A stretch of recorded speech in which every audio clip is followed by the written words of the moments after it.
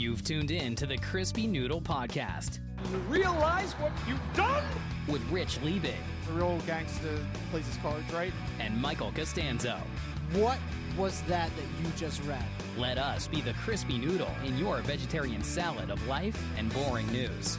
Good times, noodle salad. The point is, you now have the ability to be happy. And now, here's Rich and Mike on the Crispy Noodle Podcast. Hey, how you guys doing? This is the Crispy Noodle Podcast. Let us be the Crispy Noodle in your vision sound of life and boring news. I'm Rich Liebig. And I'm Mike Costanzo. And we've got a lot of news to get to in the world of sports, entertainment, and odd news. We got to talk about the Eagles flying high, hosting a conference championship game. We'll get into that. We've got wrestling news, we've got video game news, and of course we've got odd news, all to wrap up this week's episode. Let us be the Crispy Noodle in your vegetarian salad of life and boring news. This is a meal for your mind. Before we get to digging in on the plate, Mikey, my friend, how are you doing? How was your past week? Oh boy, it was pretty busy.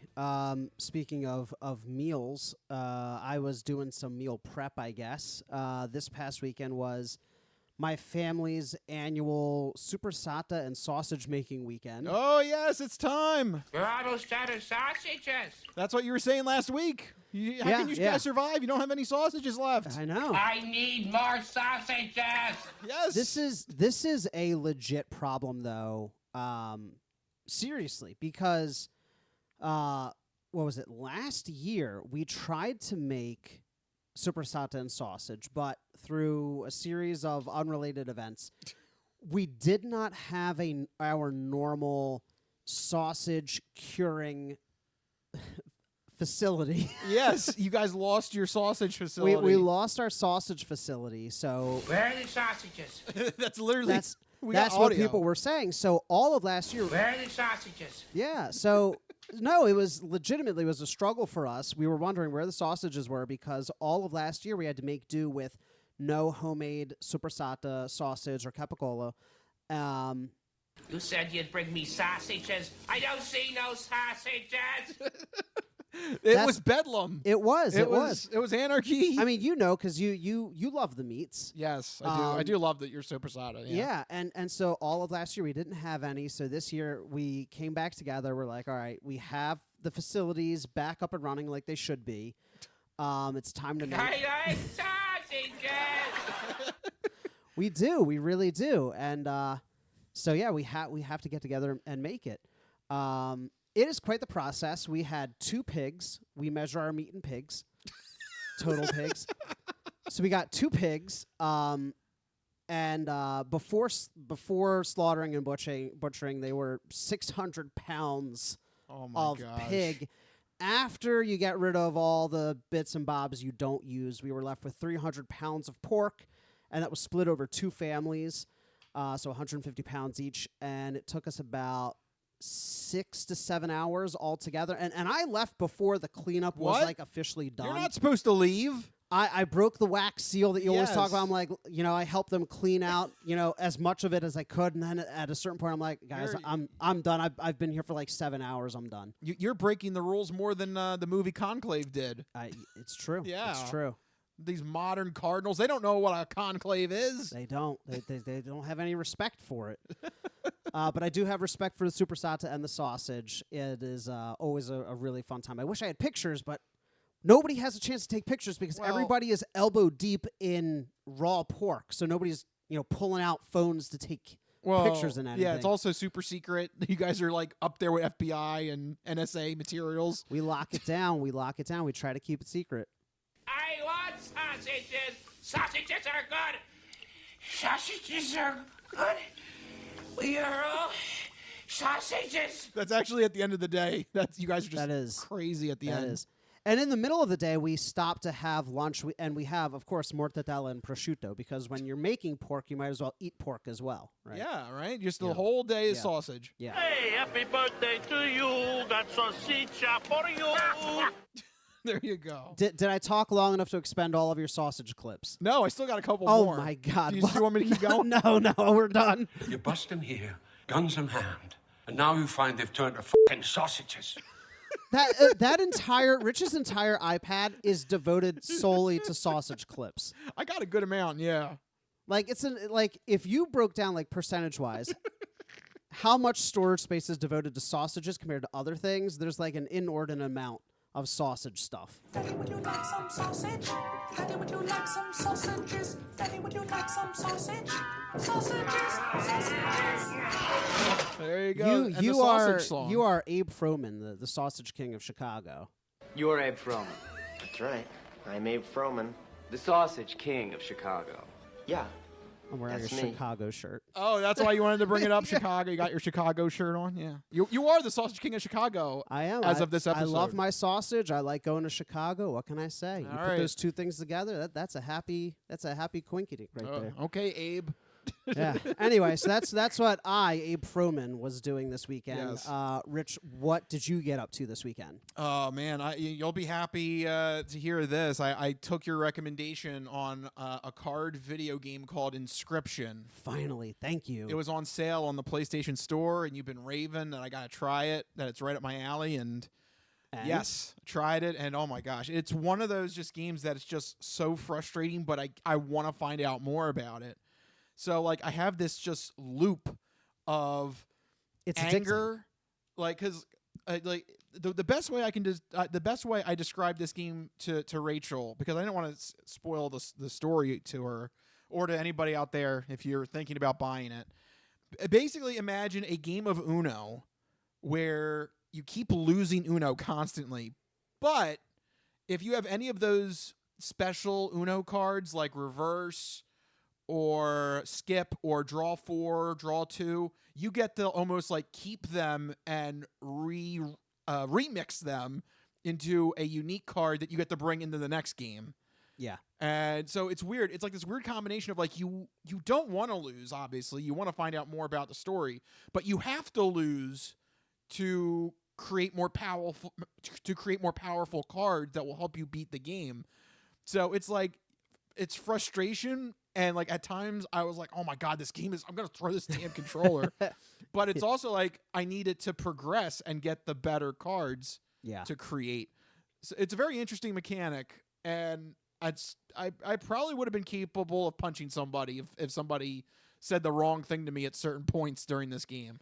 But it is a very good game. I'm done Act 1. I'm on Act 2 right now, so I haven't finished the game yet, but I'm almost there. Yeah. What I loved about the game so much and why I constantly recommend it to people is because it's the type of game that is constantly changing. It doesn't stay, like it's just constantly introducing new mechanics, new ways of approaching the card playing aspect. And then there's a whole meta-fictional aspect to the game as well. It's one of those games where I wish I could go in and like erase my memory and play it again blind for the first time. Yeah. It's like there's so many layers, and as you continue through it, I'll be interested to see what you think, where it just keeps, like it just constantly changing, introducing new elements, and way deeper than you initially think when you set out. It's absolutely fantastic. Yep. So I'm enjoying that. And that's really it, because honestly, something else that happened in the Philadelphia area, we have gotten snow. We have gotten just brutal cold weather. I mean, it's cold when I'm cold. Oh, yeah. I'm officially cold in this weather. We're hitting temperatures like, what? It was in the single digits. It was in the single digits. I think it's 8 degrees right now outside. Yeah. I mean, this is usually like Midwest cold, and we're getting it here. I went out this morning. It was 8 degrees. And the worst part is we just had significant snowfall. We had 4 to 5 inches depending on where you are in the Philadelphia area. Yeah. So we have all this snow and it's not melting. Right. So yeah, it's like one of those things when you're walking around, it's like you better make sure you got good boots or good shoes on, something with a lot of traction, because there is snow and ice everywhere, and it's not going anywhere anytime soon. Yeah. So a little weather report here, but I just want to mention that because it happened during the Eagles game. It was a factor in the Eagles game with the Rams on Sunday, and I'm here to tell you it is legit. It is no joke. You do not want to. It's serious stuff. Yeah. You want to make sure you have a warm car or a warm house or something, because Yeah, it is brutal out there. But you did bring up the Eagles and the elements during the game. So why don't we go ahead and dive into the first segment of the show, which is, of course, the Sports Sampler. So you're not good at sports. It's a very small part of life. Sports. In your face. That's right. Sports coming at you in your face. Yep. Let's jump right in that Eagles game, because why not? Yeah, let's not bury the lead here. The Eagles did scrape by in the divisional round to beat the LA Rams 28-22. Woo! Mamma mia!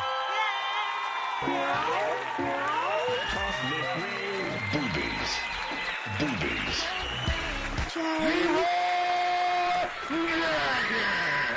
What does this guy think he's an Indian? Like such as?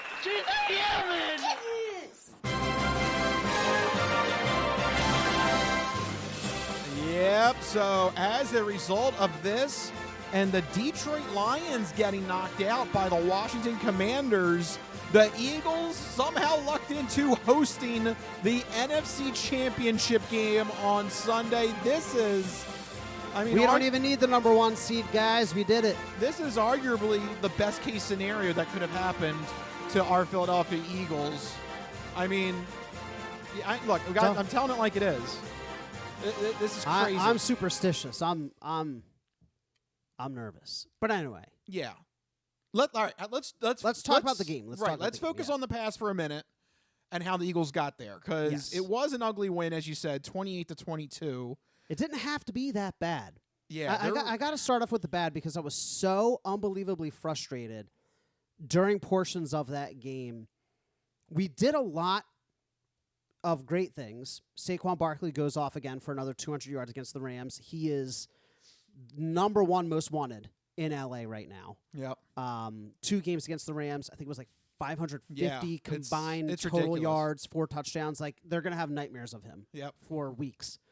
But in terms of the bad, I mean, we left so many points on the board through stupid mistakes, through lack of discipline. I mean, Hurts getting sacked twice out of field goal range. Like, yep, that cost you 6 points. Yep. I was like, what are you doing? Yep. You know, Jake Elliott. Oh, good for you. Not that Jake Elliott would have made the field goals. He missed 2 extra points, making it closer than it needed to be. Yeah, especially with a drive that Stafford was putting together at the end. Yeah, and then the big one, though, that I think at that point in the game, I texted you. I said, that's game. I'm done. This doesn't feel good. I hate this team. I just left the room. It was the Hurts sack for a safety. Yeah. I'm like, come on. You're on the 3-yard line. What do you not do? Take a 5-step drop, like 5 yards into your end zone to throw a long developing route. Like, I just do not understand the play calling on some of these situations. It is snowing, and you're like, I know how we get out of this hole. Back up further into the end zone in a blizzard. You know, it's funny. I said it, I think, probably like 2 months ago, but I feel like the only thing that's keeping this team from high aspirations is the coaching. Yeah. I like some of the coaching decisions that have been made still are just head scratchers, and you're just wondering, like, stop getting in your own head. Just focus on fundamental football. I mean, how many years of football have you been watching? There's only one call when you're backed up at your own end zone. Yeah. It's halfback dive. Yep. Because you got to make space. You got to make space. Or if you have to throw, it's like a 2-3 step drop. Quick and slant. That ball is out, you know? Yeah. You do not want to take a safety, and Jalen Hurts did in that just mind-boggling call. And to be clear, that is play calling. Yes. Because that was like, regardless of what you think about the pass protection, about Jalen Hurts and not dumping the ball, it should not have been in that position in the middle of a snowstorm. No. That is one, though, Kellen Moore, he did take the blame for. He did. So props to him. He did say that was on him, obviously.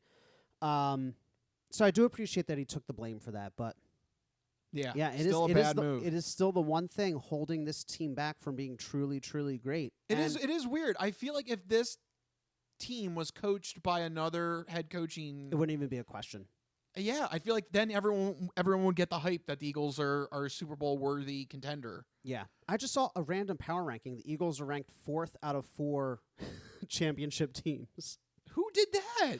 I was that Nick Wright? That no, I don't. I don't know if I'm going to be able to. I was just he's like, an ass I was hat. just I like can't stand randomly him. scrolling, and I was like, what is this power ranking? Nick- They're ranked 4th out of 4. Nick Let's Wright see if is I can always crapping on the Eagles. He never trusts the Eagles. He thinks we should all be.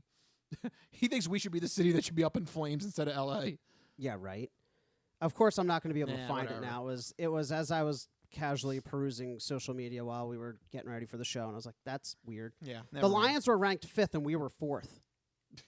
I'm like, what? Yeah, what? So Yeah, we'll get into that in just a minute. yeah. So the play calling, again, holding this team back, a few dumb decisions, but we did win, again, on a monster performance by Saquon Barkley.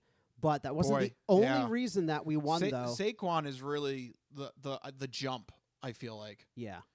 Without Saquon, this team doesn't make it this far. Not without. There's a lot of games where he ripped off a 50, 60-yard run, and kept us alive. Yep. Because, I mean, let's just be really, gut check time, guys, Philadelphia fans. We weren't going to drive the ball those 70 yards. We just weren't. Yeah. We just weren't. Yeah, not in that snow. We just weren't. And it hurt Jalen Hurts. Yeah. Yeah. So we have to be honest. A large portion of that win was entirely Saquon Barkley. That's not a bad thing. That's why you have these superstars. That's why you have your premier backs, whatever. But he is digging us out of a lot of sticky situations. But that's not the only reason we won. I do need to take a moment to give flowers, as the kids say, to that defense again. Jalen Carter, even in the snow, 2 big sacks. One on the final drive. Yeah, and the pressure, he had the pressure on Stafford where he caused him to miss throw on the 4th down. Yeah. So him, Nolan Smith, Darius Slay. Darius Slay had I think it was 2 or 3 pass breakups. Jalen Carter had multiple sacks. Nolan Smith had a sack. This defensive unit is really proving why they've been the top-ranked defense all year long, regardless of the weather, regardless of the down, the drive, whatever's happening. They find ways to get those stops. Whereas in the past, we'd be like, oh, don't worry. We'll find a way to convert that 3rd down. Now it's the other way around. I'm going, oh, God, we'll never convert that 3rd down. But on defense, I'm like, don't worry. There's a good possibility we can get a stop here. Yeah.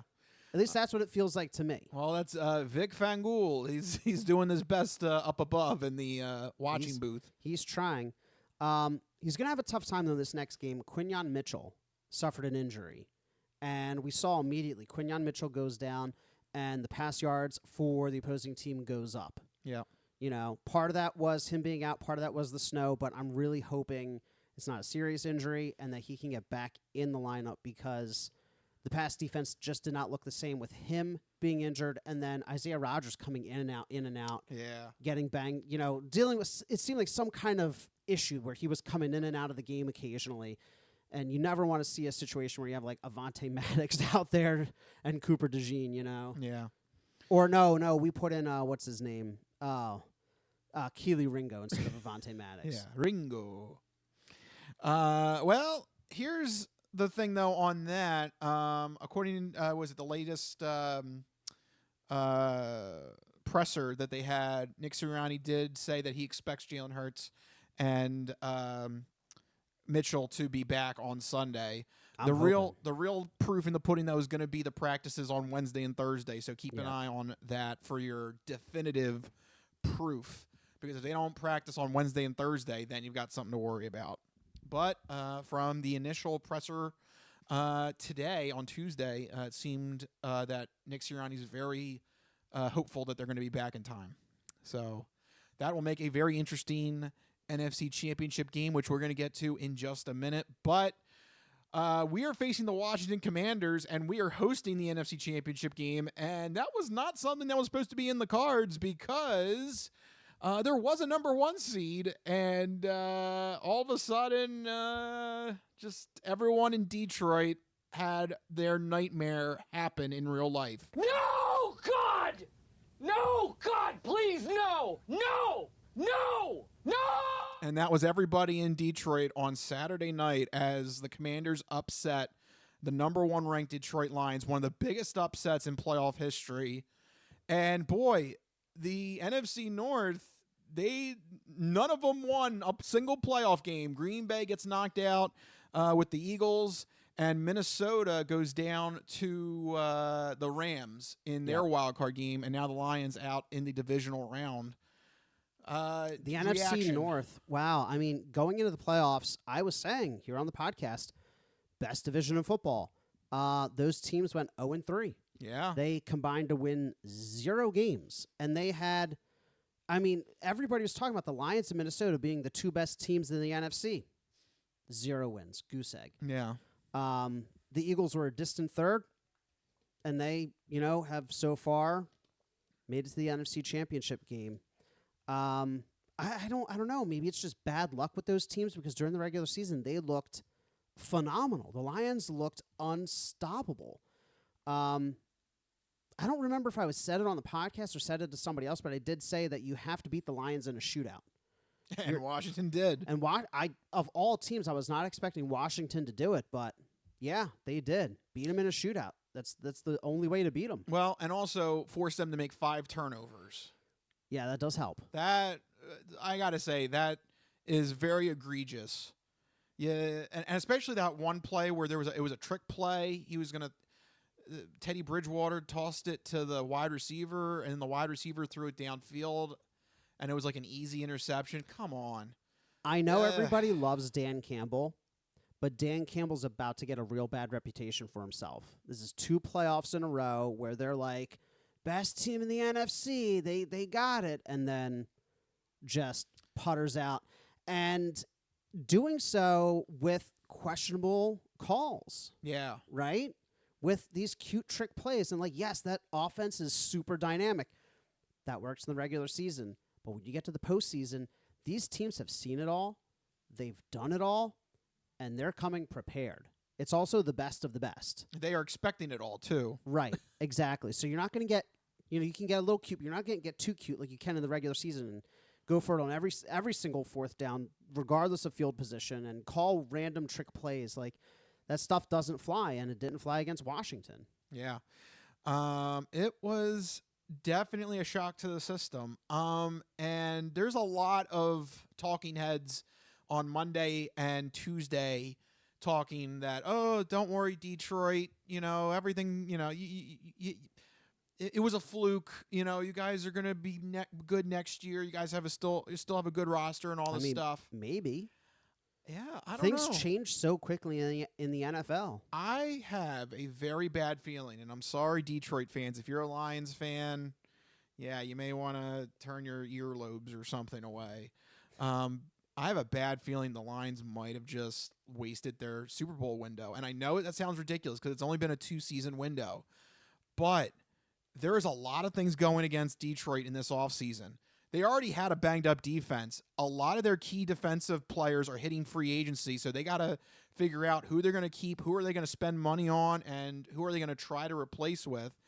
They are probably going to – it was confirmed today. They're losing Ben Johnson, brain drain. He's going to a rival. He's going to Chicago. Yikes. To try and improve Caleb Williams' career, which an offensive-minded head coach for a usually defensive – minded team. That sounds like they're growing up. Yeah. So to me, it sounds like the Bears are going to get better. Green Bay, I think they do have their franchise quarterback with Jordan Love. I think he needs another season or 2 to mature, but he's looking like a stud.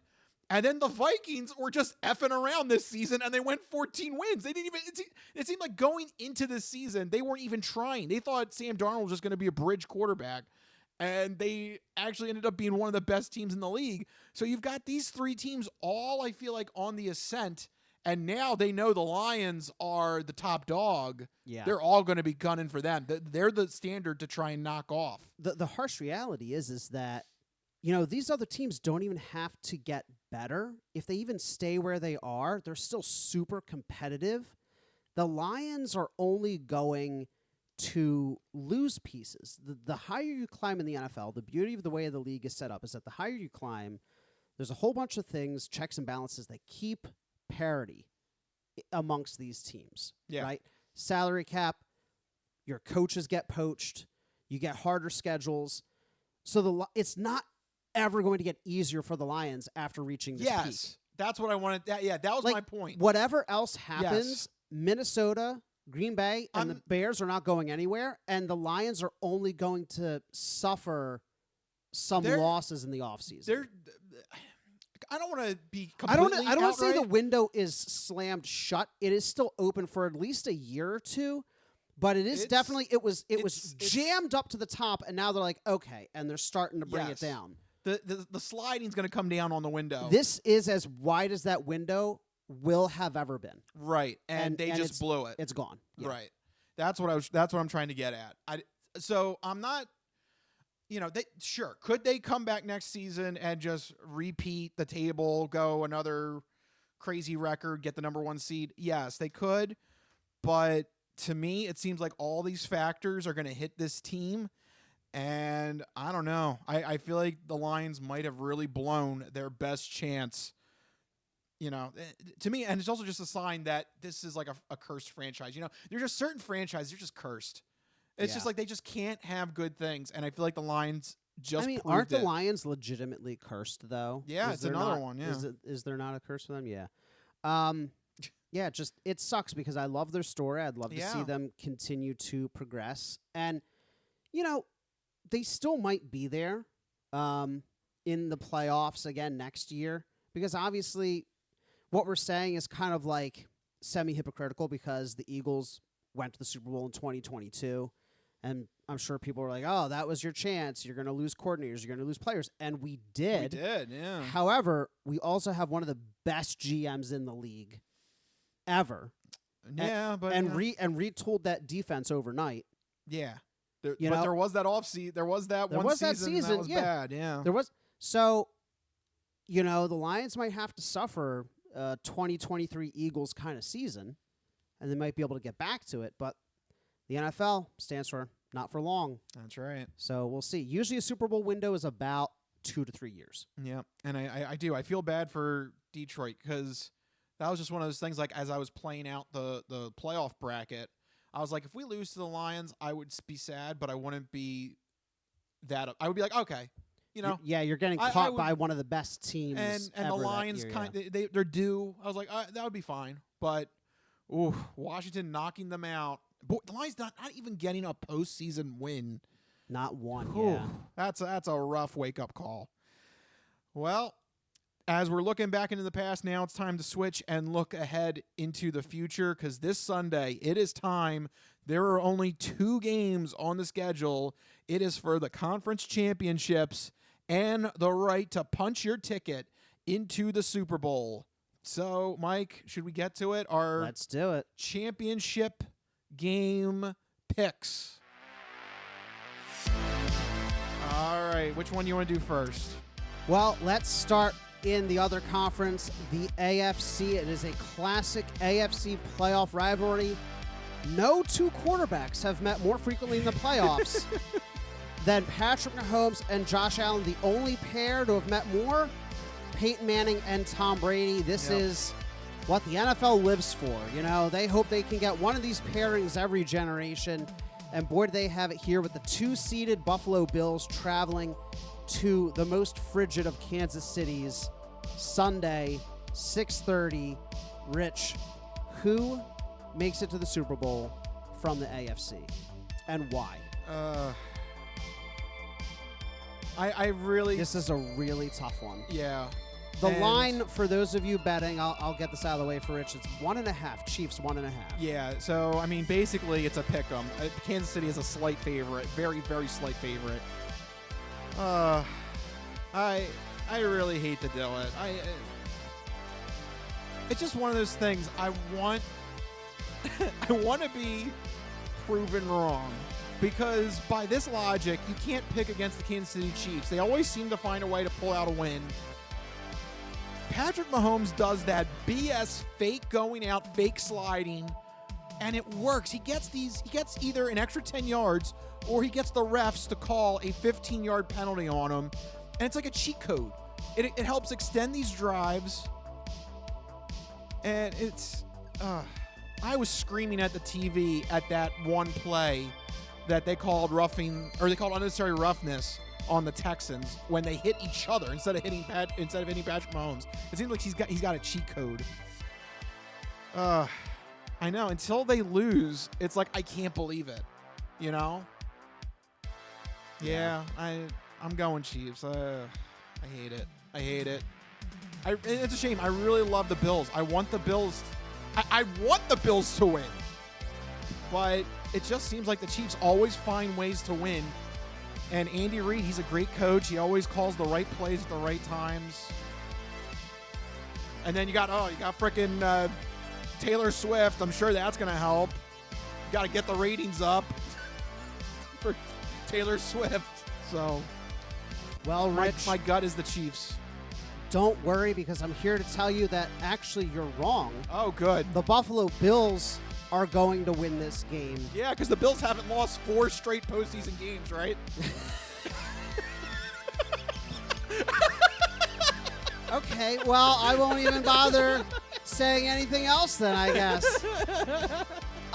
No, I'm going by classic, flawed gambler's logic in that it's got to be their time, right?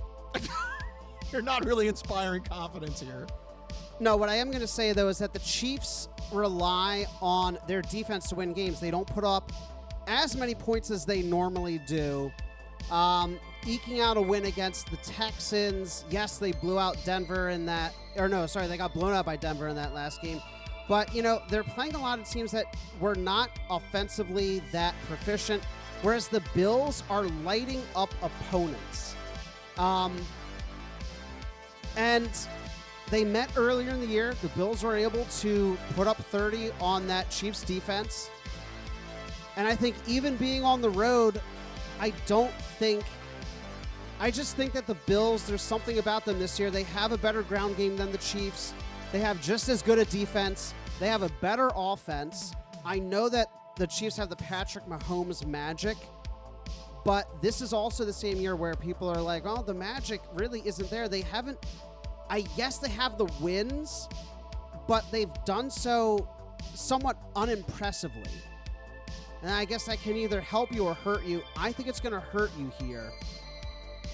I think the Bills are going to win. I think they are due, and I think they're going to win. Okay. I feel confident in that. I can feel it. You don't think the Chiefs going after history, trying to be the first three-peat team, isn't enough motivation to just put the boot on the throat of the Bills again? So incredibly difficult to do that. I know, but they have a real good shot of doing it right now. I think this might be the closest a team has ever been to doing it. They do not have as good a ground game as the Bills, which means the Bills can hypothetically control the clock a little bit better. The Bills are just as good defensively. Not only that, but you talk about incentive to win. How about the incentive for the Bills to finally shut up all the doubters that they're not as good as the Chiefs, get that monkey off their back, and end that history? Okay. I mean, that's insane. I mean, for a competitive football team, that has to be just as much, if not more, fire in their belly to want to really go in there to Arrowhead and prove everybody wrong. Because the Chiefs, they're expected to do it. You know? All right, well, we'll see. The Bills can use some of that Eagles underdog magic from 2017. But speaking we shall see. Of underdogs, the Eagles... I'll believe it when I see it. Well, you're going to see it this weekend. Ooh, okay. Speaking of underdogs, though, the Eagles certainly are not that this year. Our very own hometown team playing host to division rival Washington Commanders, coming into town Sunday at 3 p.m.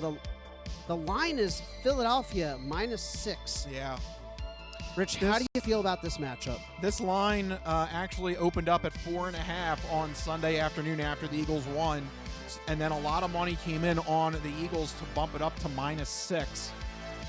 If I'm betting this game, I would definitely look towards the Washington side because I think that's too big of a point spread, especially in a conference championship game.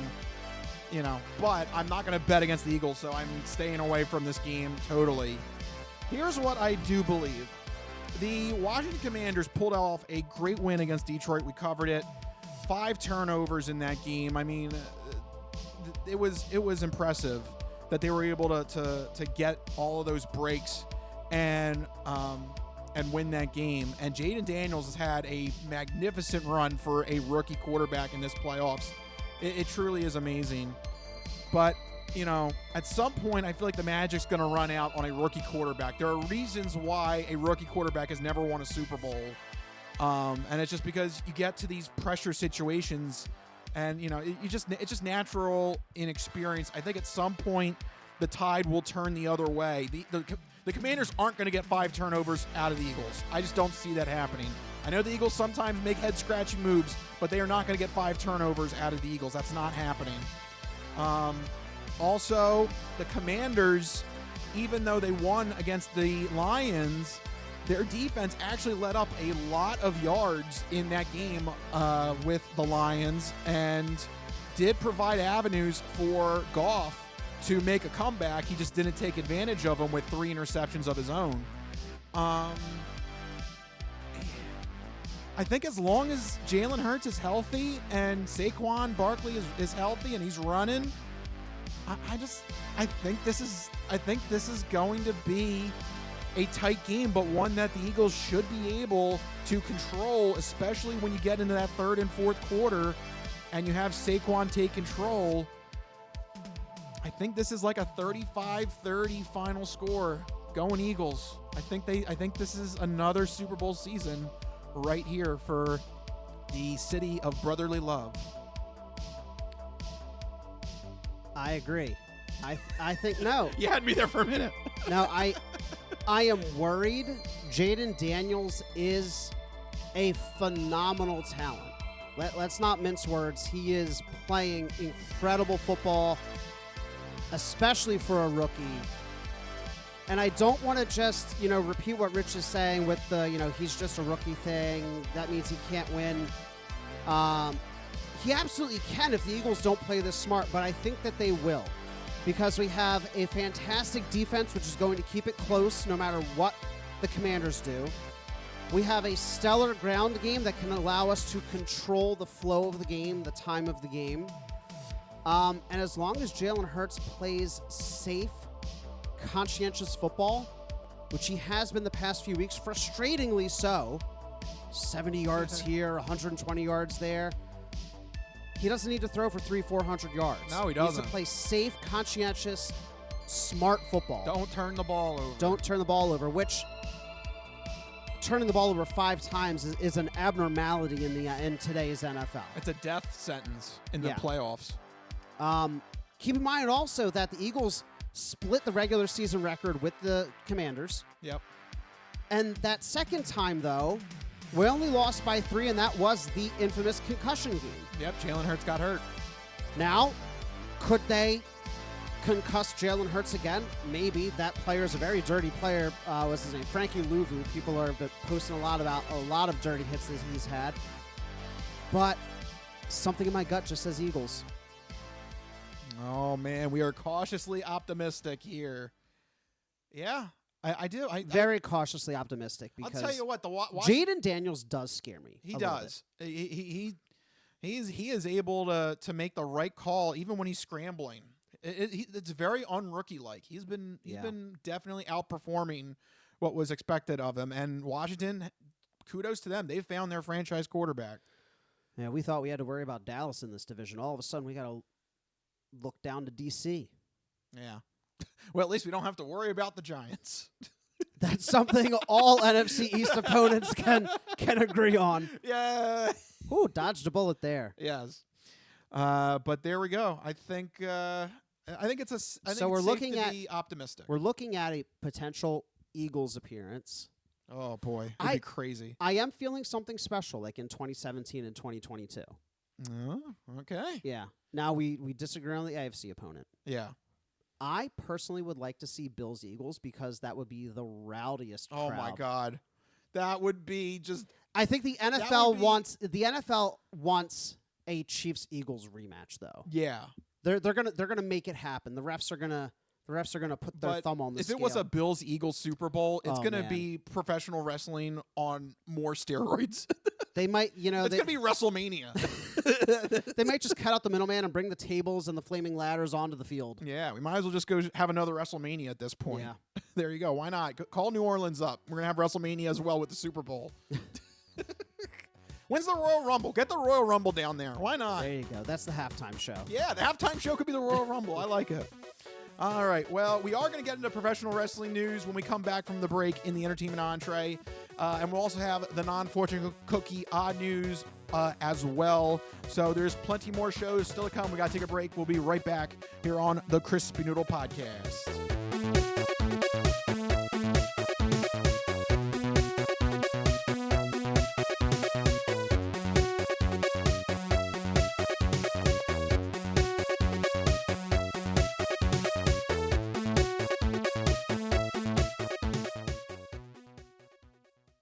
Ready for the weekend? Happy Friday. Hi, my name's Marie, and I'm an artist who's been making Happy Friday doodles every week for over 7 years. And now you can own my art collection in this Volume 1 and Volume 2 art series. These doodles span across multiple themes, yearly festivities, various countries, languages, and more.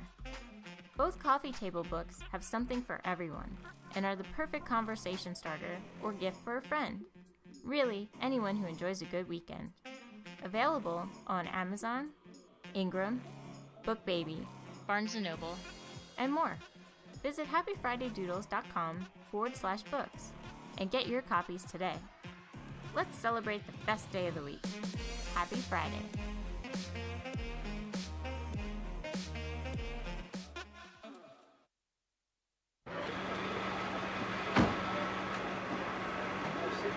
Just a moment, you just assured me that I could speak.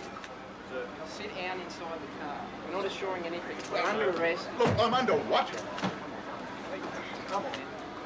Gentlemen, this is Democracy Manifest. Have a look at the headlock here. See that chap over there? Get your hand off my penis! This is the bloke who got me on the penis before. Get some cups. Why did you do this to me? Hop in the car. Get some cups. For what reason? What is the charge? Eating a meal? A succulent Chinese meal? Oh, that's a nice headlock, sir. Oh, yes. I see that you know your judo well. Good one. And you, sir, are you waiting to receive my limp penis? Now, get your hands off there. No, we've only got one cup. Ta-ta and farewell. That's all right. Just get him in the car. One cup, look. They even broke.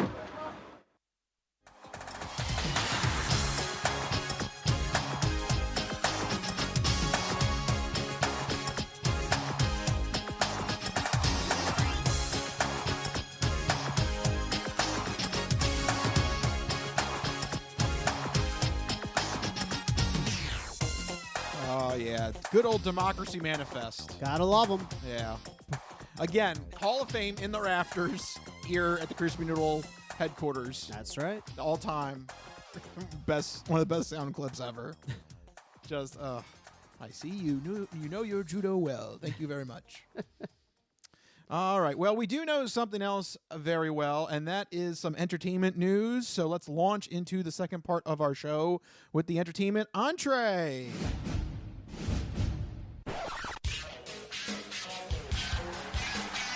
And now, the latest in movies. The Simpson guy writes to movies. Dear Die Hard, you rock. Especially when that guy was on the roof. Music. I know what that is. That's music. Video games. I'm Commander Shepard, and this is my favorite store on the Citadel. Celebrities. You really know Warren Beatty? Yes, I do. I took a leak next to him once at the Golden Globes. And more. You were the all-singing, all-dancing crap of the world. This is the entertainment entree. All right.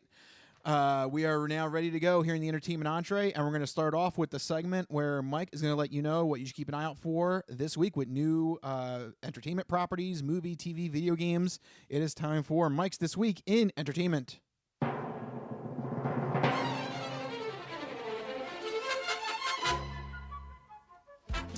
right, Mikey, what do you got for the people at home? All right, just a few quick things here in This Week in Entertainment. First up in movies, we have Presence, a new supernatural horror thriller coming to theaters this week. The premise is simple. A family moves into a new home only to become convinced they're not alone. However, the execution is what sets this film apart.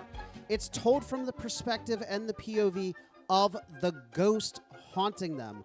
The trailers make it seem equally terrifying and stressful as the camera takes all these kind of odd tilted angles and hovers around and alongside the characters. And critics agree.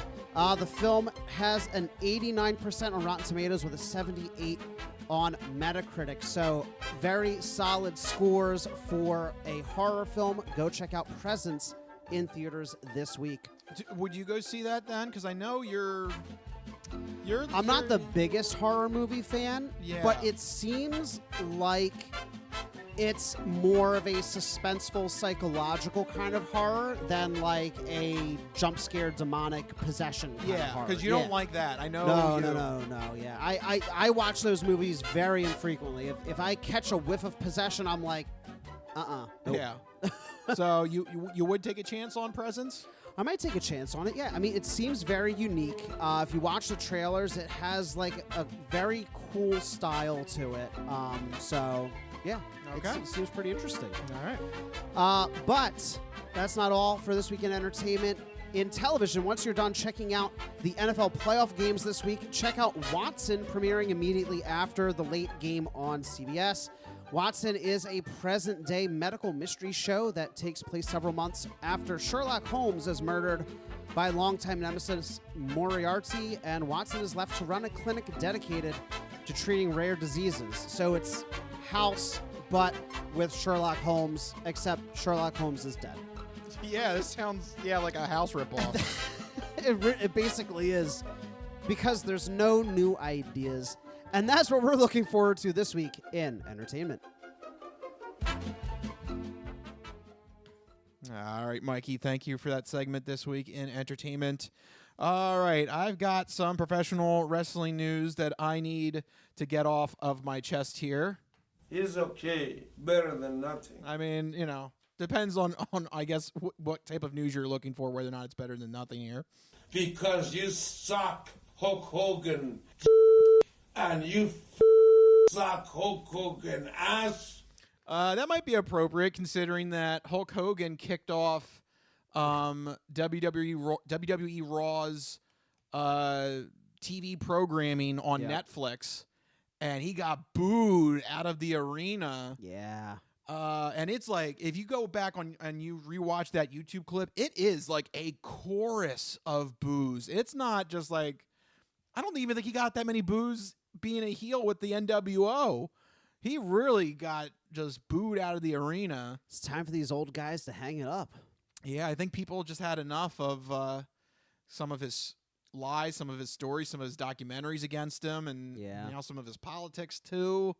Ugh, it's just time to call it a career, my guy. What is he, like 70 years old? Yeah, he's got to be up there. I mean, and another thing too, he could barely walk. That's not a good look. They had him come out, and he's only at the top of the entrance ramp. He didn't even walk down to the ring. It's like, wait, he didn't even make it to the ring? No. What's the point of? All right, well, so he just walks out and just stays up there. Well, he did a promo of welcome to Netflix. Usually, don't they have the people go into the ring? Usually, and usually. But at this rate, he might be so busted he can't do it. Do you think he couldn't climb into the ring? Maybe. I mean, he's old. Yikes. Yeah. Well, it's not just the old guys having trouble with wrestling. There's some legal troubles as well. That's right. I wanted to bring this up because I want to get your reaction from this. A news article came out from the SEC, the Security and Exchange Commissions. Yes, we're talking money here. Of course, because wrestling and taxes. Yeah. And they've announced that Vince McMahon is going to pay a $1.7 million agreement to quell over an investigation in which the SEC found that McMahon, quote, had failed to disclose 2 non-disclosure agreements The first one, a 2019 agreement with an unidentified woman for $7.5 million, and a 2022 agreement. This one might be with Janelle Grant, the one that came out with the whole bunch of disgusting stories about McMahon and that led to a criminal case being filed against McMahon. Yeah, we covered that previously. Yep. That one for $3 million. This caused discrepancies in WWE's financial filings. So Vince McMahon had to pay $1.7 million. Oh, good for you. Which is a drop in the bucket because he just made $3 billion on the sale of his WWE stock in pure capital gains. So this is it's not even a slap on the wrist. This is like a little pinprick. Yeah. It's nothing. It's like if I were to like flip you a quarter right now. Yeah. You know, it's like, here you go, buddy. Here you go, government. Yeah. Treat yourself to something nice. It's really frustrating that he failed to disclose almost $11 million in settlements. Yeah. And what does this come out to? Like less than 20% he has to pay in this agreement? Yep. I don't know. Yeah. It's just the numbers don't. They don't add They've up. never been my strong suit, but I can tell when one number's way bigger than another number. Good job, Mike. Typically. Good job, Mike. Very good. I try. You can do first grade math. Good job. I can. Barely. All right, but here's what I really want to get your opinion on, because I find that this is crazy that this thing came out and we are getting two different responses from it. I guess you can expect it from the way that the camps are arguing, but it's still just weird to me. So on the one side, the lawyer for Janelle Grant, who is suing McMahon for and is formally accusing him of sexual battery and trafficking, which are criminal charges. The lawyer for her, Ann Callis, made a statement that this is confirmation that McMahon broke the law and needs to be investigated. McMahon, on the other hand, this was his response, and I have it word for word. I just think it's just weird. Quote, "There was never anything more to this than minor accounting errors with regard to some personal payments that I made several years ago while I was CEO of WWE. I'm thrilled that I can now put all this behind me." Oh, good for you. No, the criminal case is still pending. So does he think like does he really think? I don't know. Like, I feel like this is either he doesn't realize that it's over, or he's so arrogant that like, oh yeah, that's going to be nothing. That's going to go out the window too. I select D, all of the above. He's old. He's senile. He's arrogant. He's what did your buddy say? Born with a golden spoon. Yes. This guy was born Ric with Flair. a golden spoon. Yeah. My whole career, I've always done better than anybody else. Only because of one reason. I was born with a golden spoon. Yeah. You know how I can know he has a golden spoon? When you consider $11 million of missed disclosure agreements as a minor accounting error. A minor accounting error is like, Yes. oh no, like I'm a couple cents off here or there. Oh, I missed a $5 payment. Oh no, there's a late fee on this bill. I have to pay an extra $15. That's a minor accounting error. Misplacing $11 million because you're trying to cover up something is not a minor accounting error. That is a crime. And the fact that he had to settle, I've always thought settlements were ridiculous. So like, here's a lot of money. And remember, I didn't do it. That is a mob shakedown. That is not a legal mob shakedown. That is a legal mob shakedown. That is not, you're literally buying innocence, which I think is counterintuitive to the term innocent. So, yeah, I mean, obviously I side with the lawyer who's bringing the case of sexual battery and trafficking against him because it's Vince McMahon. Nobody's going to side with him except Vince McMahon. Only in McMahon's head would he think this is sympathetic, and he thinks he's like a hero in all this. No, I mean, that statement makes him look absolutely ridiculous. Makes him look senile, disgusting, and a criminal. Yeah, but I don't know. He's just so like, it's like proud. He's like, I'm thrilled. I can put all this behind me. Like, no, the criminal case is still pending. I mean, it's like a very PR response, though. You know what I mean? It sounds very much like he's borrowing a page from his buddy Trump, like just declare victory. Sure. Yeah, I won. There you go. If you say it loudly enough and frequently enough, it somehow becomes true. Yeah, and I think McMahon's going that route here. Yeah. So, I mean, we'll still see from, whether or not the criminal case finds significant evidence to really go after Vince McMahon, but it'll be another settlement that he'll forget to add to the add to the bookkeeping. I don't know what a criminal case. I don't know how that works. I don't know. I know it does happen, but I don't know. I think it's a whole different proceeding because the methods of proving whether or not someone's guilty in a criminal case are higher. Yeah. So I don't know. We'll see. But right now, Vince McMahon, he thinks he's off the hook. Just bugs me that he's able to make $20-some billion, then misplace 11 million of it, and then he gets essentially this amounts to this agreement. It's like a quote unquote fine for what 1/100th of it. 1/1000th of it. He made $2 or $3 billion out of just pure cash from the sale of the WWE stock. I can't do that math. Yeah, so that's a lot. That's a small amount. Compare the. I mean, the. I think it comes up like 1 or 2%. Yes, Good job. I'm gonna try to do the math. Okay. You keep talking. Though. Okay.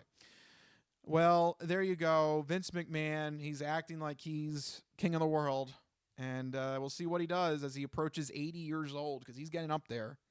And I don't know. There are also reports of him trying to start a studio or some sort of a roster of celebrities. I don't know. I don't know if he's trying to go into movies or if he's actually trying to put his own wrestling league together. But we'll see. You just made a couple $2 billion. Go. He's acting like Logan. Just go. He's acting like Logan Roy on Succession. Like he just thinks like he's not going to die. And, like, I need to keep staying in business. Oh, you should watch season 4. Whoops. Anyway. Spoiler. Whoops. Everybody dies. To dust we will return, yada, yada, yada. Yeah. What is eternal, though, are corporations. That is true. And WWE is a corporation, and there is news regarding them. That they've announced a partnership with a fellow wrestling promotion, TNA Wrestling. And for those that have been following this, like I have been for a while, almost a year ago to the date, there was the WWE Royal Rumble this time last year. At that time, TNA's Jordynne Grace surprisingly entered the WWE Royal Rumble. And it was just like, what? You can't have somebody who signed from another promotion entering you usually can't do like apples and apples. You can't do a national promotion with a national promotion. Sometimes they have had things where like a regional promotion will want to kick their guy up to a national level and they'll do some sort of workaround with that with the promotions. But usually you don't do national, right? Because that's seen as competition, right? But when this happened, then the other eye roll was, oh, is WWE going to partner or buy TNA? Well, it was official this week. WWE is officially partnering with TNA. They are going to have exclusive rights to their superstars. They're going to go back and forth on them. And this is just another phase of WWE just kind of just gobbling up everything that they can between this, the WWE ID program. Remember, we mentioned this a couple weeks ago that they're buying up regional wrestling schools. Not to mention they already have their own developmental program, NXT.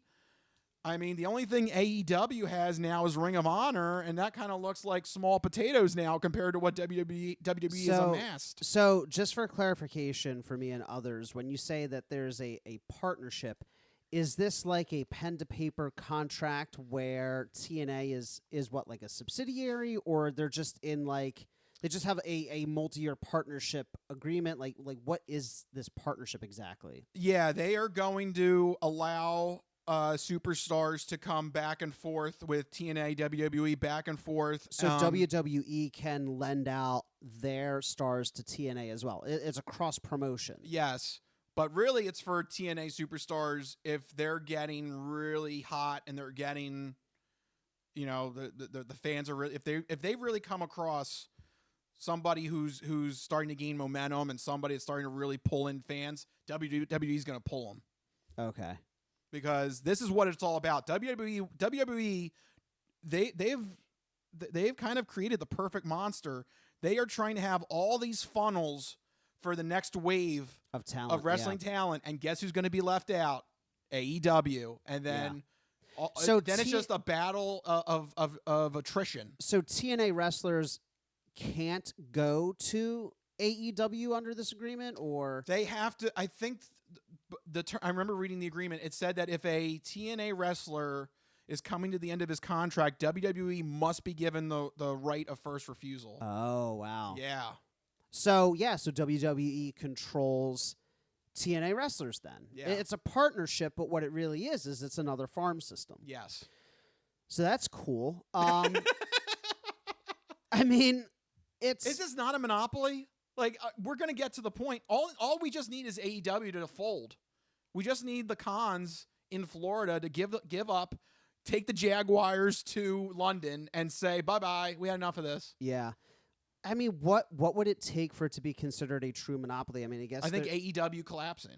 I mean, I guess there's technically competition from AEW as of right now, but their numbers are going down. They don't see. Well, you set it up perfectly where you talk about how they have the funnel of all the up and coming talent. At a certain point, their objective here is just to choke out AEW, where there's just nobody new coming into. Because if you're a wrestler coming up, why would you be like, oh, I can go to the struggling, flailing, fledgling little upstart, or I can go to the behemoth wherever everybody else is going. Like, obviously, you're going to choose and there's to get a path. paid. Yeah, and there's a path. Yeah, like if you're starting out, you're like, oh, okay, I see how I do it. I go to my local circuit. Then there's WWE ID. I can get in the regional circuit, and from there, I can do bit things on TNA and NXT. And yeah, there's an easy ladder to climb. Whereas AEW, if you're a wrestler just starting out, there's no clear career path. No, the only thing they did was buy Ring of Honor, and that was kind of more like a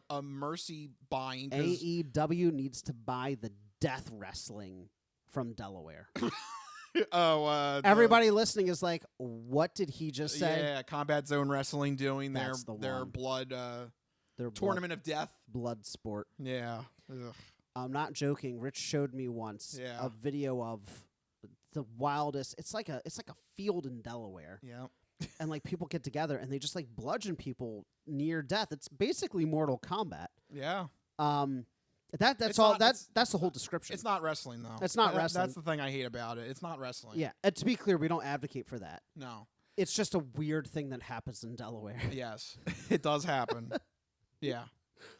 Anyway, the whole point of this, I just wanted to point this out. Is this a monopoly? Because I just feel like the moment AEW, the snake is constricting the neck of AEW, I feel like.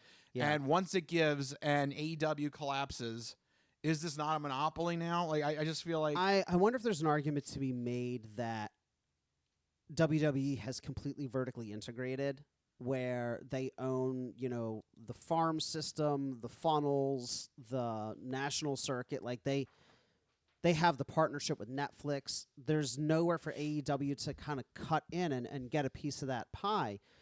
And sure, they won't fold tomorrow or next month, maybe not even next year. But what we're talking about is in 5, 6, 7 years where, their wrestlers are starting to get a little older, starting to want to move on. They're getting hurt. Or getting that hurt. That happens. They want to move on, move up, and there's just nowhere to go. And at that point, it just keeps constricting.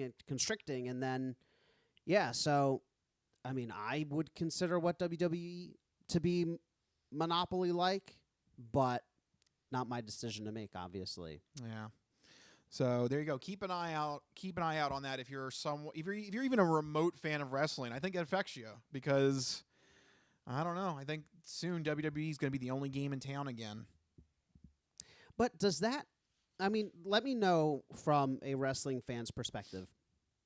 Is that the worst thing for wrestling? Because WWE is the biggest... I mean, if you're a wrestling fan... I mean... And I'm not, so I can't speak to it. But, there's an 80% chance you're only watching WWE, right? I mean, I always felt like... Not that it makes it right, but... I always felt like competition... just helps out in terms of improving product. You know, so it's just so you don't sit on your ass. That's fair. Madden. Yeah, no, that's very true. I think that competition does help people innovate. It keeps you on your edge. It keeps you keeps you inventing. It keeps you coming up with new stuff. You know? Yeah, competition helps push people, companies forward, and out of their comfort zone to try new things, to figure out new ways of doing things, so they're not just resting back on their laurels on the same tried and true boring things. Yeah. All right, so there you go. That's my professional wrestling bit for right now. Now let's get into more entertainment news that are usually more that we talk about. Video game news, 2 interesting stories here. Let's go over real quick first, the Nintendo Switch 2. Yes. So, and real quick is putting it perfectly, because Nintendo, after so many leaks and rumors and leaks to the parts of where people were getting images of like dummy constructed consoles, and I mean it was basically out there for everybody to see and know. So they're like, all right, fine, we'll reveal it. They put out like a 2-minute trailer unveiling the Nintendo Switch 2. Details are incredibly limited. What we can discern from the trailer is everybody got a quick look at the console itself and the controller, and it is, I think, it's very inspiring that they decided to maintain the same exact form and function, where it is a dockable console. They showed there's a new dock. You can put the console into the dock to play it on the TV. You can take it out of the dock, play it in handheld mode. I think that's super smart. The Nintendo Switch was incredibly popular. There's no reason to deviate and do anything weird or wacky like the Wii or the Wii U. You know? Just keep it the same, keep it familiar so that people know, oh, I like the Nintendo Switch. Oh, I guess I'll like the Nintendo Switch too. That's why PlayStation's the biggest game console developer, because they said, oh, PlayStation 2, 3, 4, 5. They didn't do anything crazy, and it sells like hotcakes. Nintendo's following suit here. We also see that it's a much larger device overall, a much bigger screen. It fills basically the entire front of the device, which is really exciting. I think they've gotten some serious competition from Steam Deck, from PlayStation Portal, from all those other portable PCs, and they're like, we got to, make this thing stand up against all of these other devices that can do way, way more than just play Mario. Yep. Obviously, no details on the tech itself, but it looks very sleek and much larger. The thing that people are really raving about, though, 2 points here. One, the controllers seem to snap in magnetically to the side of the console, which I think is fun.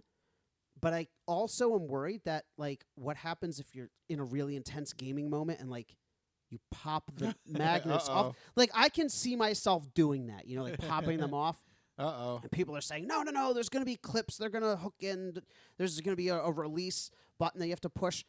We'll see. Yeah. Is all I'm saying. The other thing people are highlighting, and this is really wild, but I'm starting to maybe think they might be right, is there's a part in the trailer where the controller comes down and it clips into the little wristband thing you put on to stop you from throwing the controller. Yep, that's good. And as it comes down, it clips into the thing.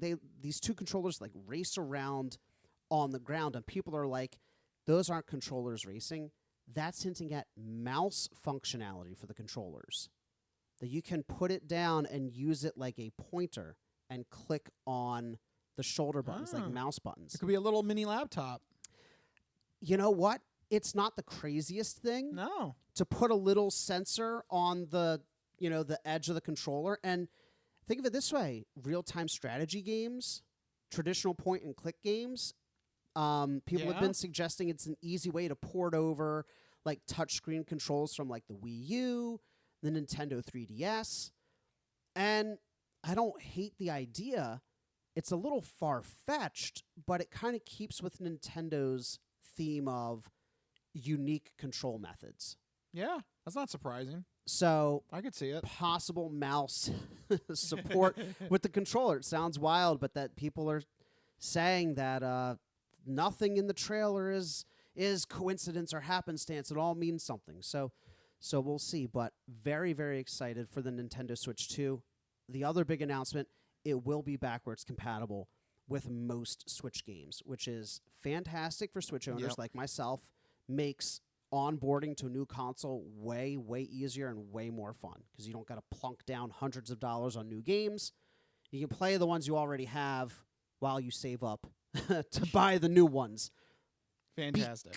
Because, see, there's this other funny rumor that kind of gets tacked on here. Yeah, because it's going to get expensive. Because analysts in the video game community are apparently, quote, hoping that Grand Theft Auto 6 will launch at a price point of $80 to $100 with the goal of resetting the game market. And I think this is the big topic that we got to talk about here, Rich.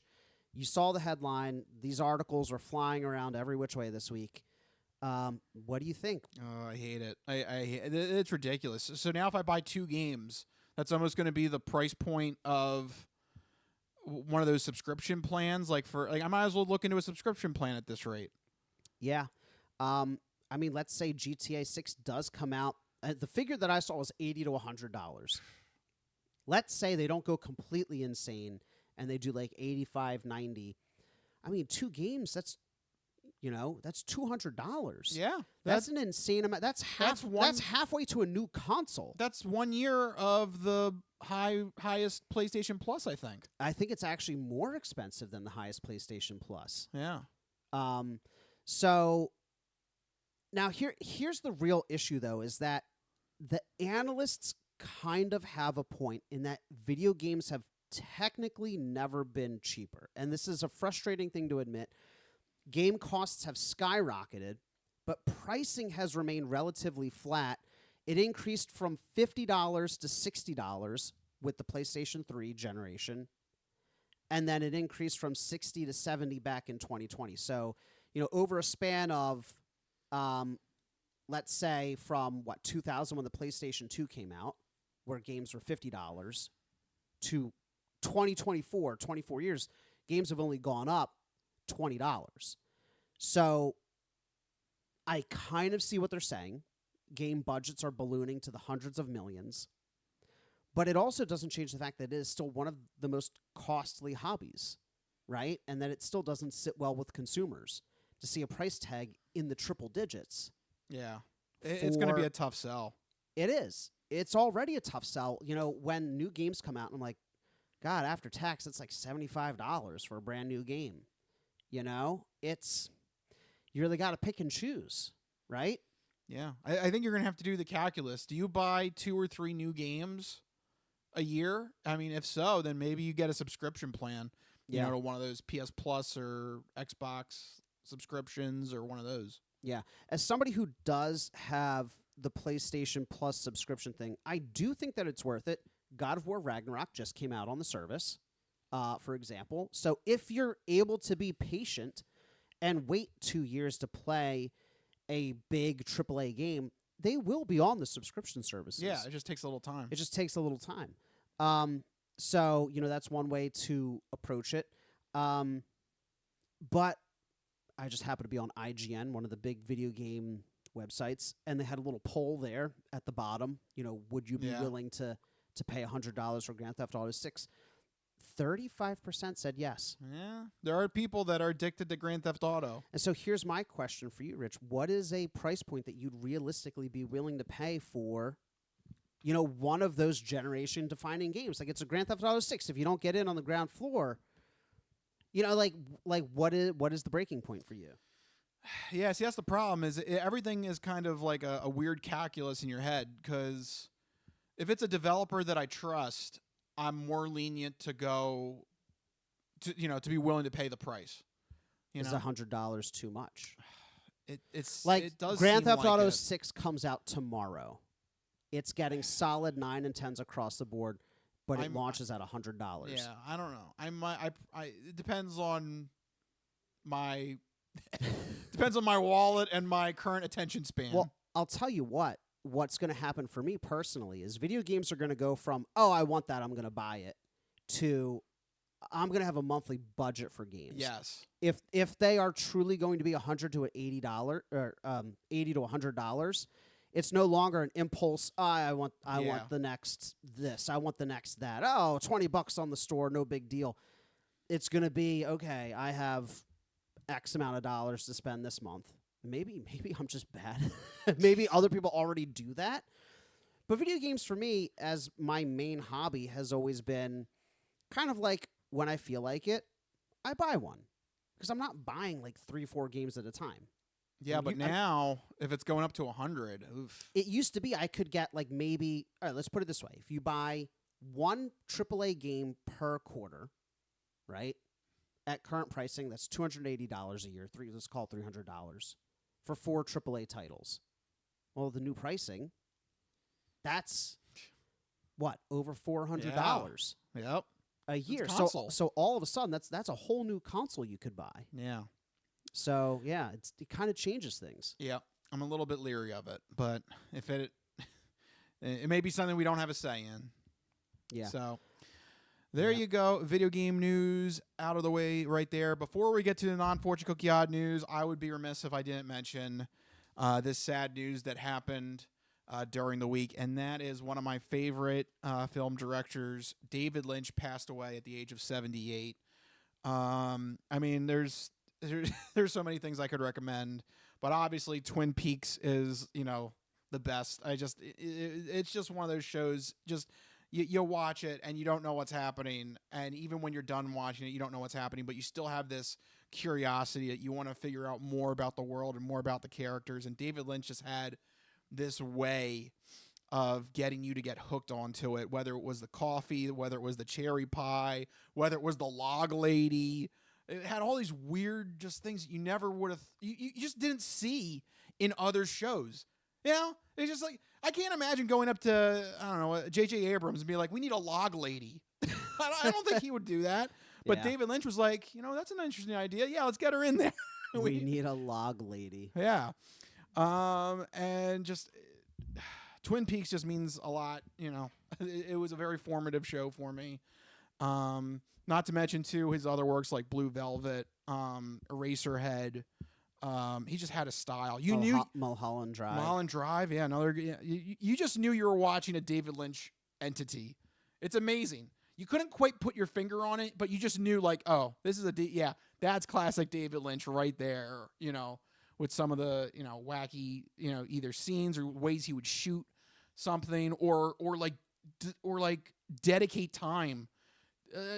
There's an episode of Twin Peaks in the Return where there's like a 2-minute cutscene of just a guy at a bar with a broom just cleaning up the bar, and it's just like, what is 2 minutes of this? But it kind of served as like a mental palate cleanser, like going from one plot point to the next.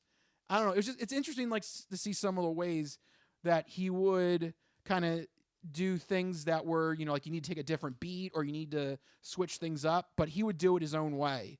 Yeah. And it was just things you never seen before.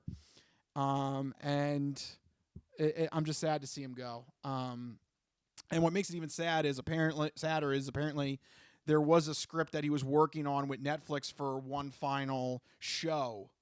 And I don't know I guess the status of that is going to be never to be made, because now it's not going to be David Lynch officially made it now. I hope that Netflix doesn't try to piece it together. Well, it was literally only a script at this point, so they nothing was even casted or shot. So, but nevertheless, just very sad in the world of just film, just in art too. Just like, I even loved his little bits he would do on YouTube where he would like, I'm going to give you the weather today. Like, what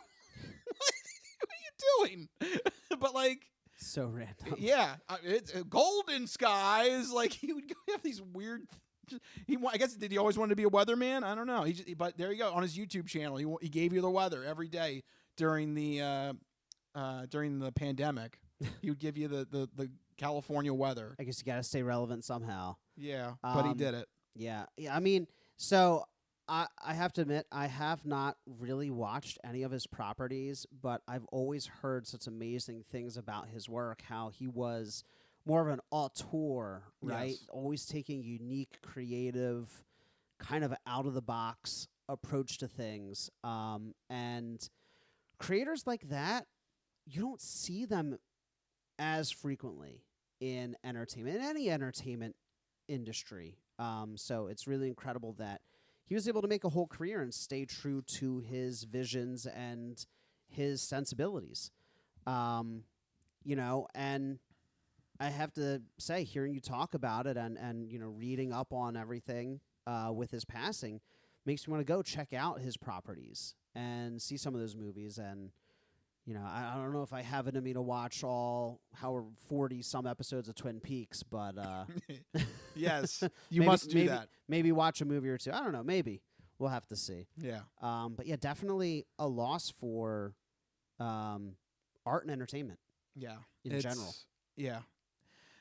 Definitely was sad to hear that news. And look, at the very least, though, you have been affected by David Lynch because he was a big influence on Sam Lake, who did Control and Alan Wake. So whether you know it or not, his influence in entertainment is definitely there in many ways. Yep. So just to conclude the segment, I will go and finish off with the quote.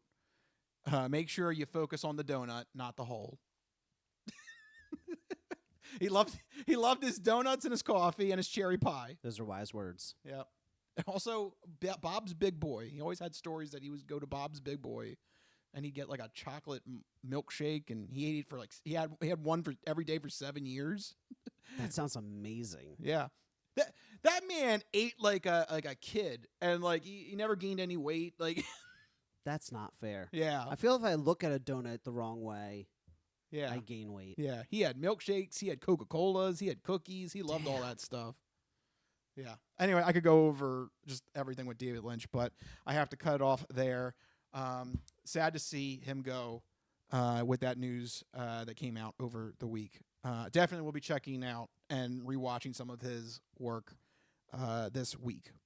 All right, now finally, let's get into the non-fortune cookie odd news. We've been talking about cool and its ramifications and how it applies to the hip scene. But maybe you could give us some examples now of the opposite of cool, uncool. Just exactly what is uncool? My nipples look like milk duds. Holy shnikes. It's time for the non-fortune cookie odd news. It's not of this world. I don't know exactly what it is or what it's doing, but this is not human intelligence, okay? It's not human intelligence we're facing! How you doing? Me? I'm doing great. Mandada bastata. I don't make this stuff up. I'll take a pound of nuts. That's a lot of nuts! That'll be $4, baby! You want fries with that? I seen the celery dance across the baseball fields. You had me at Meat Tornado. No, go past this. Past this part. In fact, never play this again. Okay. What does that mean? And now it's time for the non-fortune cookie odd news. So sit back, get everything you need to get from the kitchen. Be sure and empty the bladders, go to the bathroom, because you're in for a hell of a ride.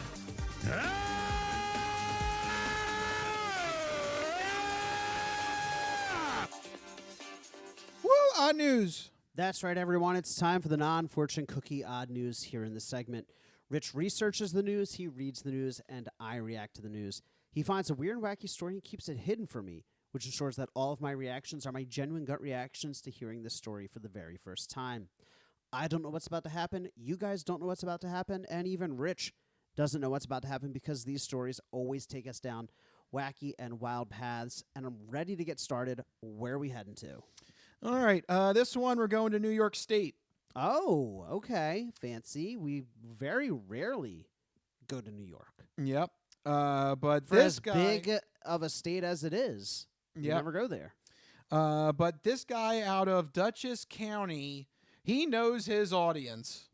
You know, if you're going to sell products, you got to get into marketing and you got to know your audience. That's true. The reason why I say this is because this is the story of 54-year-old Alvin Lewis. And it turns out that according to undercover agents, This guy was a drug counselor at a New York State rehab facility who was found to sell narcotics to his clients. This cannot be made good. It's shameful. It's a shameful, shameful day. Perfect. That is so messed up. That is the perfect audience. That is so messed up. Oh my God. Okay. Yep. So that sucks, but I guess we need some details. Yep. So drug investigators were probing 54-year-old Alvin Lewis on multiple occasions. According to the local prosecutor's drug task force, he sold crack to undercover agents while in his office. Whoa. Manny, look at this pelican fly. Come on, pelican. Okay, so when you say drugs, you mean drugs. Yes. I'm on drugs again. Include crack and crack cocaine. Yikes. Yep. He worked as a counselor at Arms Acres, which is an inpatient drug rehabilitation clinic. Oh, man. That's sad. Yep. But, I mean, look, who's going to buy drugs? People that are falling out of rehab. I wish I were that evil. I wish that I could find it in myself to just, like, that takes a special kind of messed up mind to be like, you know what? It's a buck. A buck is a buck. They ain't paying me enough in here. Exactly, right? Maybe it was that facility's fault that they didn't pay him more. Yeah. You ever stop and think about that? Huh? Well, Lewis was busted last Tuesday evening while driving a few miles from his residence in Wappingers Fall. That's the name of the town. Wappingers Fall? Wappinger. Oh, my God. Wappingers Falls. Oh, my God. I can't say this damn name. We're getting to the end of the show. Wappingers Falls, Yeah. New York. Yes. Did that come up? Wappingер. It did. It has a population of 6,000. There you go. Well, that's where he's from. Cops searched his home and found that he had pre-made crack cocaine packages ready for sale. This cannot be made good. It's shameful. It's a shameful, shameful day. I'd buy that for $1. He had a whole business Yes. going. He was... That's not just... He was making it, packaging it. He had a method of distribution. He had his clientele. This was an operation. Yes. It wasn't like, I found some drugs. I might as well just sell some. Like, he was... He had the clientele ready. Right. He had the marketing ready to go on his audience. He had the packaging ready to go. Like, everything was thought out. It was a legit business operation. Yeah. Wow. Well, as a result, the drug task force, when they took him in, threw felony narcotics charges at him. As a result, he's being held without bail. Wow, yikes. Yeah, so this really might... Damn. Yeah, it was really going to cost him in the end here. He's remaining in the county jail as of right now. He's going to be facing those felony charges very soon. But just the boldness on him, I mean, we talked about a monopoly with WWE. This guy is a monopoly on truly those drug patients. And oh man, I mean, he just had he completely cornered the market there. You know? They're like stuck in there for rehab, and he's just, hey, I can give you a mental way out. That's so messed up. This cannot be made good. It's shameful. It's a shameful, shameful day. It is. It's very shameful. Yeah. That is wild. Yeah. The guy that's supposed to be helping the people is providing them the drugs that they are addicted to. I mean, he knew his audience. Yeah. It's an awful, awful thing, but he knew exactly what he was doing. Yep. So, there you go. That is the odd news I have for you this week. That is a legitimately just, he's got a monopoly on the drug rehab market. Damn. Know your audience. Oh, my God. Yeah, and actually, yeah, we're actually getting to the end. So actually, I'm gonna have to cut it off there. That is all that we can do for this week's episode. But there you go. I guess the theme of this episode ended up being Monopolies. Yeah, weirdly it did. Yeah. The Chiefs have a monopoly on on football. Yes. WWE has a monopoly on wrestling, and this guy had a monopoly on abusing addict patients. Yep. And video games have a monopoly on our wallets because yes, they do. They're going to charge $100 for a new game soon, and we're probably going to just give in. I'll probably pay it. Dear God. I hate this future. Why? Yeah. So there you go. The theme of this episode, Monopolies. Yeah. And not the board game. No. Which is awful. Yeah. Anyway, there you go, folks. That is this week's episode of the Crispy Noodle Podcast. Thank you guys for tuning in and supporting us. If you like what you heard, make sure you go to our website, thecrispynoodle.com. Make sure you follow us on all the social media, hubbabaloo. But most importantly, make sure you have a way to get the podcast sent to you every week. 2 main ways to do that. First one is on YouTube. Go to our YouTube page, hit that subscribe button. The YouTube page, Crispy Noodle Podcast. Hit that red button to hit that subscribe button so that you get the podcast sent to you on your YouTube channel. And you can watch it anywhere on YouTube. You can watch it on your phone, on TV. You can watch us on TV, which is weird. That's a thing. Yeah. It's true. You can watch it on your iPad, anything like that. Anywhere where you get YouTube, do that. The second other way to do that is on Spotify. We put the video podcast up on Spotify, but also you can put Spotify on in the background and listen to us as an audio-only podcast. And using Android Auto or Apple CarPlay, you can take us on the go with you. So if you're creating your own monopoly, whether it's drugs or football or your wrestling adventure, whatever monopoly you have. Yep, you can take us on the go with you using Android Auto and Apple CarPlay. That's right. So many ways to check out the Crispy Noodle Podcast. But if you need to get in touch with us individually to share your sports, entertainment, or odd news stories, you can find us on X, formerly known as Twitter. I'm at Mikey Costanzo, MikeyCostanzo. And I'm at Rich Liebig, RichLiebig. Find us on X, find us on Instagram, find us on X, whatever the... I don't know, X, I did X twice. I don't know, whatever the hell the social media is. Follow us on there. Let us know what's happening. You give us a story, and we talk about it on next week's episode. We'll give you a sausage shout-out. So let us know what you want us to talk about on a future episode, and we will indeed give you that sausage shout-out. But for right now, let's wrap this up. This has been the Crispy Noodle Podcast. Let us be the Crispy Noodle in your vegetarian salad of life and boring news. That'll do it. We'll see you guys next week. See you guys. Later. Bye-bye, all you fine peoples. Good night.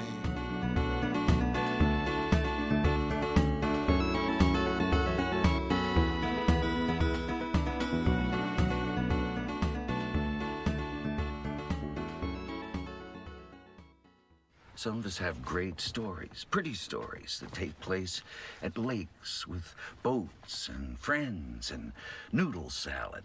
A lot of people, that's their story. Good times, noodle salad.